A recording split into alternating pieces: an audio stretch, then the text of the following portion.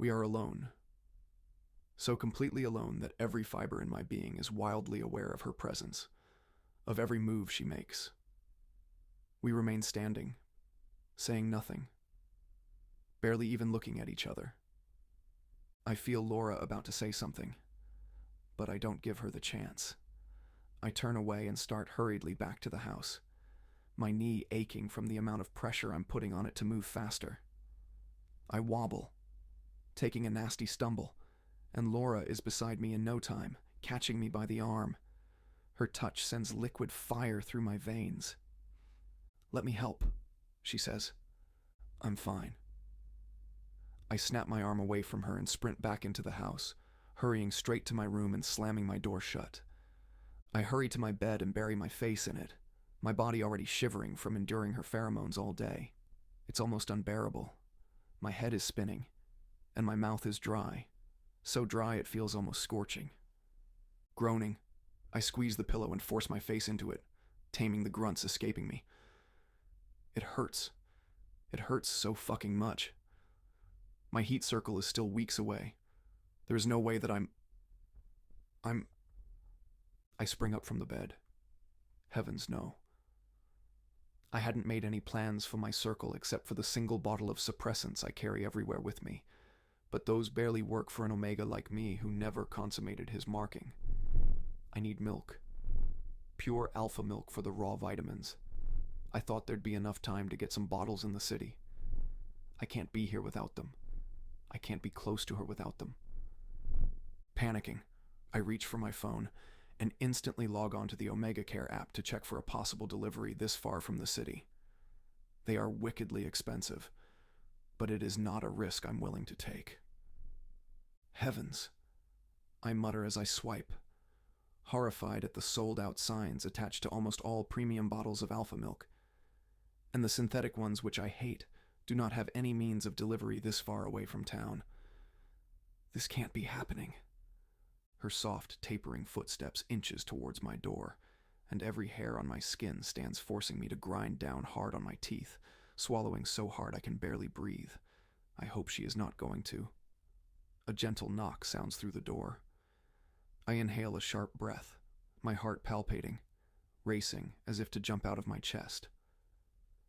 I turn away from the door, moving to the far left of the bed to get away from her pheromones. I'm certain they would soon start permeating through the door, which would undoubtedly worsen my situation. I'm trying my hardest to stay away, to control myself. It's too much. Way too much. "Nolan." Laura's voice is barely above a whisper, but it carries through the door. "Can we talk for a bit?" I remain silent, turning my back to the door, hoping she'll take the hint and leave me alone. Instead, the doorknob turns slowly, and the door creaks open. The overwhelming scent of her pheromones fills the room, like a river flooding a cave, and my muscles tremble. "You've always been so stubborn," she says softly, taking more steps into the room. And seconds later, I feel the weight shift on the mattress as she sits down beside me. "I can't imagine what you're going through. I know you're hurting. Can we talk?" I exhale a shuddery breath, squeezing the pillow tighter against me. "Please leave. Maybe this is not a good time, but we should talk. I don't want you feeling uncomfortable in your own home." "It's your home, Laura. You're my son. It's our home, and Get out!" My words slice into hers. "Nolan." I said get out. Now. It is a few more minutes before the bed creaks, and she is on her feet. My heart folds and twists in guilt and agony, because never in a million years did I ever think I'd talk to her in such an appalling manner. There is no one I respect more in the world. I want her happy. I want her to feel loved and treasured no matter what. Not this. Heaven knows not this. But she can't be here. Not now. I squeeze the sheets as she nears the door, holding myself from turning around, running to her, throwing my arms around her neck, weeping apologies and begging her to forgive me for not just this, but that night too. But I know in the end, those are not the words resting on my lips. Those are not the words I want to scream at the top of my lungs. Even if I do run to her, even if I do apologize, there is no guarantee I won't spew and confess the forbidden words I can never say. I love you, and not like a son. Not in the same way you love me. And it's killing me. I can't take it anymore. Make it stop. Let me know if you need anything, sweetheart, she says. And soon after, the door shuts. I dash out of bed and hurry to my closest. Retrieving my suppressants, I toss 3 pills into my mouth and gulp them down. My body is still shaking as I slump onto the sofa and bury my face in my palm, ashamed and disgusted with myself. For a moment, I rub my eyes, then pull my hair, counting the seconds, until the suppressants begin to do what little they can. Sitting is driving me insane, so instead, I rise from the sofa and begin to pace the room in a bid to quiet the roaring voices in my head.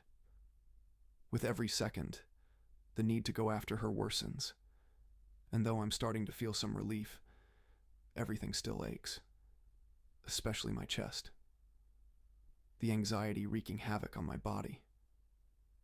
It feels like hours since she left the room, yet the eye is still eating me from the inside out, tearing at my flesh, making me feel smaller and smaller, too little to contain myself. I check the time on my phone. Almost midnight. It's late enough. She must have fallen asleep by now, and I need to dunk my entire body in an ice bath to help with the heat. With a deep breath, I make my way out of the room and start down the hall toward the kitchen to check for some ice. But my legs stop when I arrive by the stairs. That selfish need to speak to her returns, and I pin my gaze up the stairs, fighting to keep moving. Her room is upstairs. With my leg, it will be difficult to make the trip. But I am determined. I can do this. I should do this. But again, it's past midnight. Waking her up will do us no good. It's not as if I'm capable of withstanding her pheromones if I'm close. I hate that she went to bed angry at me, above all else. I hate to think that I have disappointed her again. Just when I'm about to make the first step up the stairs, I hear a drawer close in the kitchen and turn to it. The sound invites me to the kitchen, and I follow it, limping slowly until I am standing by the kitchen door. Laura is wiping down the counter. Her hair, touched with gray-silver streaks, lay lazily against her back, and she is changed into her free-flowing nightdress. I remain by the kitchen door, watching her move from one end to another until she turns and catches sight of me. With a little gasp, she grabs her chest. "Dear Lord Nolan," she chuckles, "you gave me a scare. I'm sorry. Didn't mean to. Is everything okay?" I nod, my eyes doing a quick run over her. She has remained beautiful over the years, like a rose, carefully preserved in winter. Her body, even more rich with age. It is not intentional when my eyes graze over her braless breasts, a habit it seems I have retained from my teenage years.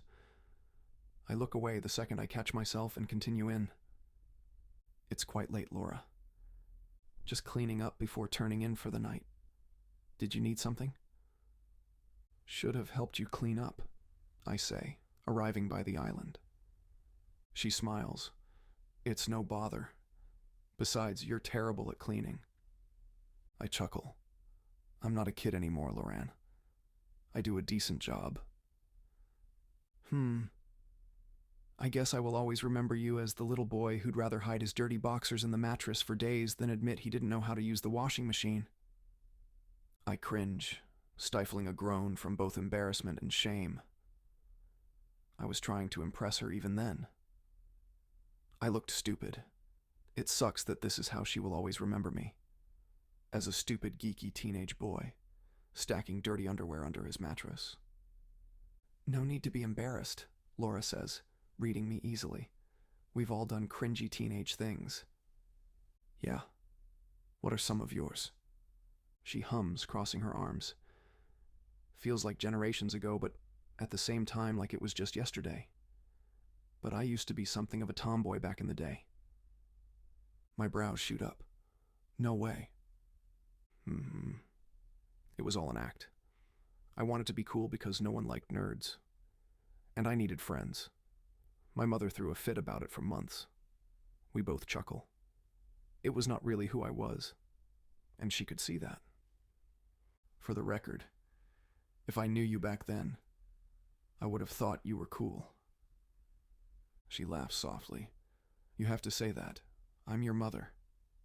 The kitchen is quiet for a time before I lean back, digging my hands into my pocket. Why do you always have to say that? Say what? Remind me that you raised me. Her shoulders lightly shrug. Didn't know it was a problem. Well, I trail my gaze away. I came here to apologize about earlier. I should never have spoken to you like that. I'm incredibly sorry, Laura. You deserve better than that, way better. Thank you, Nolan. She nods, her gaze still warm. Another bout of silence sits with us for a few minutes before I rest my elbows over the counter. I'm grateful for the years you spent taking care of me. You married into a responsibility that should have never been yours. So please, Laura, don't take this the wrong way when I say, you're not my mother, and I'd love it if you start seeing me as something else. Ouch. Her brows furrow tightly, and then after a few seconds, her face relaxes. And what would you rather I see you as? A friend, I say, immediately, and bite down hard on my lips. She sighs, shaking her head. I see. You do? War has made you a different man. In many ways, I agree. I know there is a long ahead to finding my old self. Or maybe embracing the new you. I shake my head. How can I embrace someone I hardly know? Laura exhales, her fingers tapping lightly against the counter. You should have never enlisted. I had to. No, you didn't, she insists. I had to, Laura. I begged you to stay. I couldn't. Why not? I would have gone mad, living in the same house with my father's wife, knowing that every second of every day I belonged to you. My body, heart, and soul, claimed by you. And I couldn't give myself the way I yearned to give myself. Stop. I pull down the side of my shirt, exposing her mark on me, and Laura inhales a sharp breath. It's still there. It's never going anywhere. Believe me. I have tried everything to unmark myself, to correct my mistake. If I could free myself from our bond, She turns away from me, giving me her back for a time before spinning back around. Do you know what it was like, watching the news, scared out of my mind that you will not make it out alive? I wrote you letters, called. I know. And you never thought to write back? I couldn't. Wouldn't, she corrects, and the tension thickens between us. If you read my letters, you would have known the truth of what I felt. You didn't deserve that. You deserved a better son, a real family, the kind you wrote about in your journals. I wanted you to have that. Everyone has crushes when they're a kid, Nolan. They don't sign up to have bombs dropped over their heads to get away from it. You outgrow it and move on, and everything goes back to normal without... I haven't. What? I haven't gotten over it. I haven't gotten over you. I did not outgrow it. As I sit here, right now, in this very moment, every muscle under my skin is at war with itself, because all I have thought about since the moment I laid my eyes on you was kissing you. Nolan. At least to know for once what that feels like.